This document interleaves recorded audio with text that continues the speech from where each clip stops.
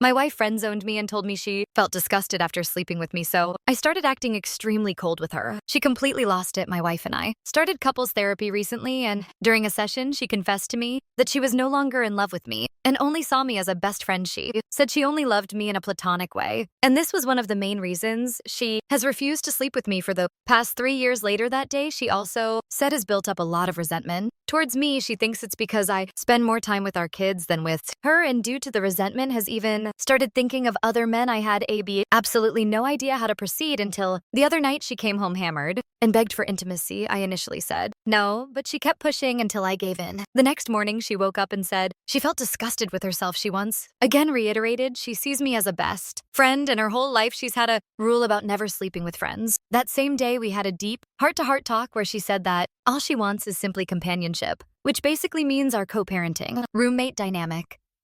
I asked her what I could possibly do, or what is it about me that is so unattractive or undesirable. Her response was, I don't know. She stated that she does love me, but it's not the same that she has been feeling. Disconnected for years, and that our marriage just takes up too much work. Her focus is only the children for now, and that my co-parenting contributions are meaningful to her in our home. I'm puzzled, I'm frustrated, and I do not know what to do at this point.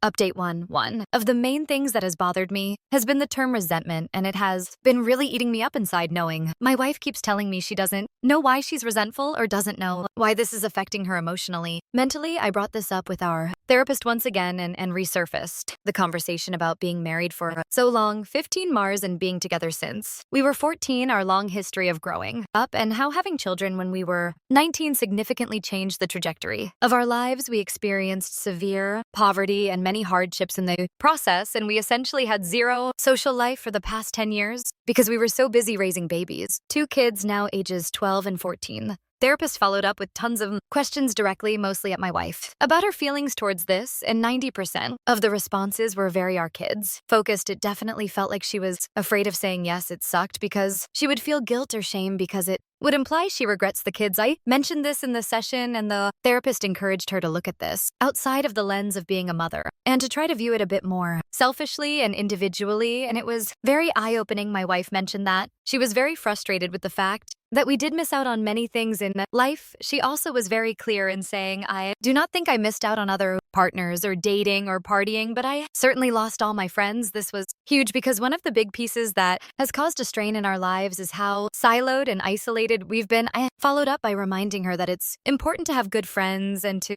make time for herself and her friendships. For the past 3+ years, we've had multiple conversations about friends and how it is important to have them in life, especially when you have similar peers that can help in many areas of life that perhaps we have no experience navigating. And even simply for enjoyment, it has always been something my wife avoids, even though she's always been someone who needs that. External stimuli, the main reason for her not investing in friends or even herself, has always been the kids. Like I mentioned earlier, 90% of the answers have to relate to the kids to some degree. At this point in our session, I started to feel like there was a common denominator, the kids, in most of the frustrations and problems she was experiencing. So I simply asked her, do you think you may be upset at me because I'm responsible for these kids in the sense that I got you pregnant so young? I wasn't ready, but she said that she was upset at me for that. She also followed up with the fact that she knows that's unreasonable because it takes 2 to tango.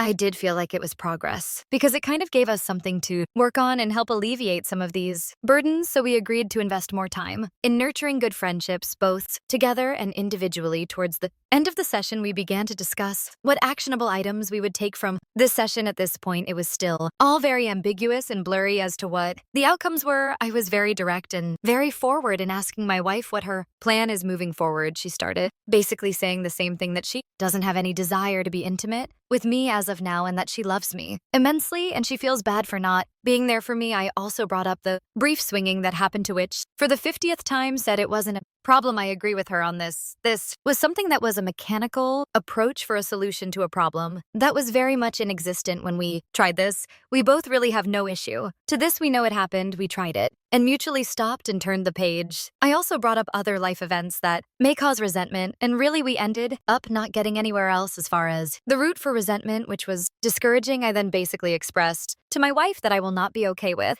that arrangement. I told her that I've really done everything I can and that this issue really has reached a point where it has nothing to do with me or requires me to do anything that I'm currently not doing, I was very direct and said that I will not be accepting this dynamic and that I need to be with someone who is actively involved in our marriage, works towards resolutions, and is very much interested in maintaining an active intimacy and intimate relationship. I expressed how I am not going to be a convenience and that there was more to life than being roommates and co-parents. I made sure she knows I love her dearly and that I do want this to work for the better. I also told her that I'm fully committed to this marriage so long as she is as well, and that if she wasn't, it's okay.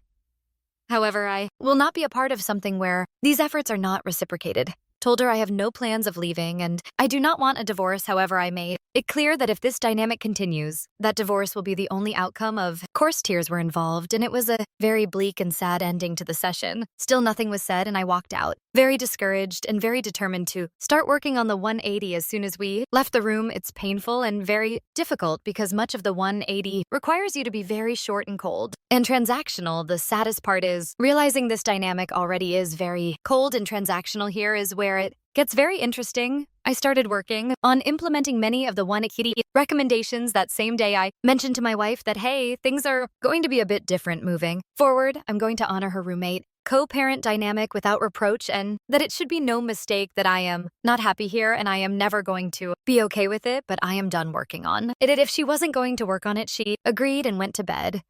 I started to build distance and started to basically focus on myself, very short and transactional. She asked for help on some of her personal things, to which I declined, and it really shocked her. She was upset, saying I was being petulant. I explained to her that she is now fully in charge of her own life and her own issues. We didn't talk all day, and we only spoke when necessary. Few days keep this going, and she's very visibly upset and stressed. I typically react to that with gestures of help or nurturing, but I didn't this time.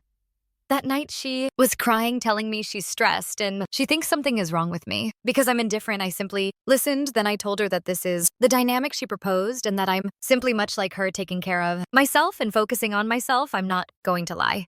It has been very hard to be cold and distant because, as I mentioned before, I love her and I wish I could hold her and love on her. However, I know this is somewhat manipulative in a way, just to get her way and still keep me in the friend zone. So I've been staying the course. We're now going on a week of this, lady, and let's just say there has been many changes on her side. I think she is starting to realize there is more to me than just friends and co-parenting. I sent her a text a few days ago, essentially itemizing bills and separating the financial responsibilities 50-50. And she lost it. She basically told me it was out of left field, to which I responded, hey friends, go in 50-50, and as your friend I expect nothing less. This was very eye-opening because it gave me a glimpse of I'm really taken for granted and how her level of comfort and convenience at my expense is really overlooked. I pushed through anyway and basically told her that this is the new dynamic she asked for and that it's still a bargain because she would have to be 100% if she was on her own.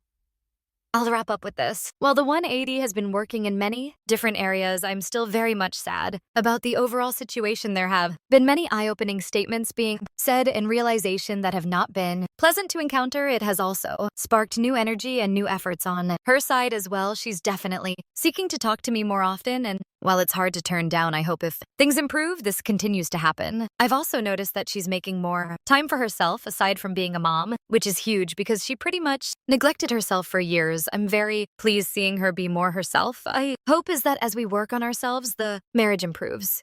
There really is no telling at this point where this will go. We are very much cordial and amicable, even to this day, and that's a very good sign. Boundaries are set and expectations are very clear, and I feel that no matter the outcome, I will be at peace with everything that has been done. We're still going to continue the coups therapist until we either rekindle our marriage or end up in divorce. I feel like having this unbiased third party really helps as a witness and as a guide through this. No matter what, I will always love my wife. However, I will not participate in an intimacy less marriage, because we both deserve better. Update 2, we're now almost 9 weeks in on the 1-80 method I mentioned I was starting, and it started to render some positive reactions from my wife. So much has changed, and it has changed for what seems to be for the better this past Memorial Day weekend. My wife asked me if I wanted to go out for coffee because she wanted to talk to me about something. This was huge because I can't recall when the last time my wife asked to talk to me about something important. I must admit I was very nervous and worried about what this could be about, and my mind was racing with the plethora of scenarios of what it could possibly be. Of course, I agreed, and we took some time away from the kids to have this conversation at a local coffee shop. The talk was very constructive in nature. There was a ton of insightful information about herself that helped me further understand where she is in life, both emotionally and mentally. We summarized what the core issues we are encountering are, and she asked me for help. This is new, and I cannot tell you how excited I was hearing something so sincere coming from my wife, who for the last 3+ years has been absent. So after she was through sharing all her thoughts, I proposed a plan that I felt was right for us. This is something that I had been thinking about these last few weeks, and I was planning on bringing this up in a few months if I noticed that things were not changing for the better. This date felt like the right